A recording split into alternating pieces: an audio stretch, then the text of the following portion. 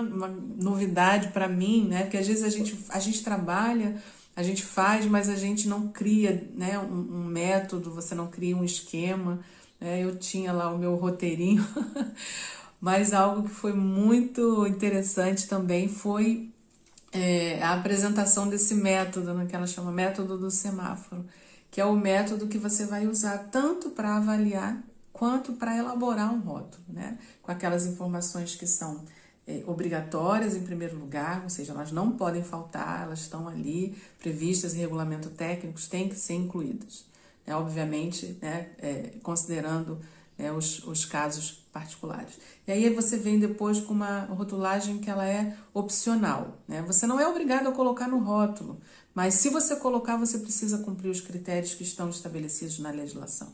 Então isso aí vem esse outro alerta. E no final a gente tem a rotulagem facultativa, né? Que na verdade é um grande diferencial hoje do profissional que trabalha com rotulagem, né? Porque é o que as empresas demandam, né? São aquelas outras informações que vão chamar a atenção, né, do consumidor, mas que também precisa, né, de um cuidado muito grande quando a gente vai selecionar essas informações, porque elas não estão necessariamente reguladas, né?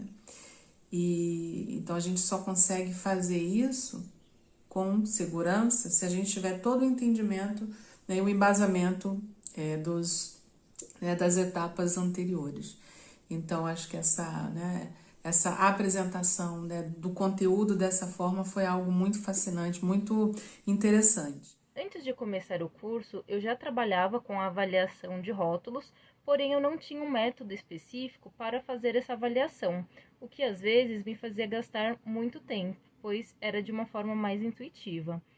E a partir da metodologia da professora Amanda fazendo a estratificação dos dizeres de rotulagem de alimentos através do método do semáforo, isso facilitou o raciocínio lógico na hora de avaliar os rótulos e também na hora de estudar as normas de rotulagem de alimentos. E para mim foi um método que facilitou bastante o entendimento, a busca das legislações, a verificação do que está certo, o que está errado, o que está faltando no rótulo. Então, o método eu achei ele muito interessante e ele pode ser aplicado para fazer rotulagem de alimentos e bebidas. Ele dá uma visão bem melhor de tudo que precisa ter, o que a gente tem que tomar cuidado.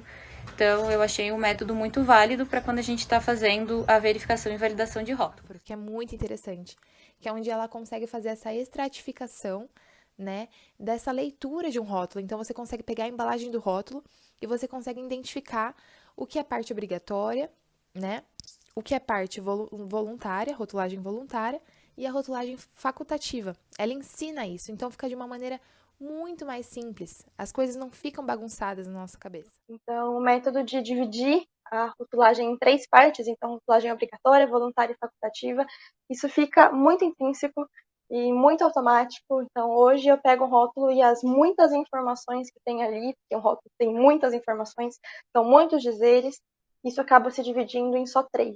Cria uma lógica muito boa, então faz sentido e fica muito mais fácil de fragmentar e de realmente entender o que tem por trás de todos esses dizeres.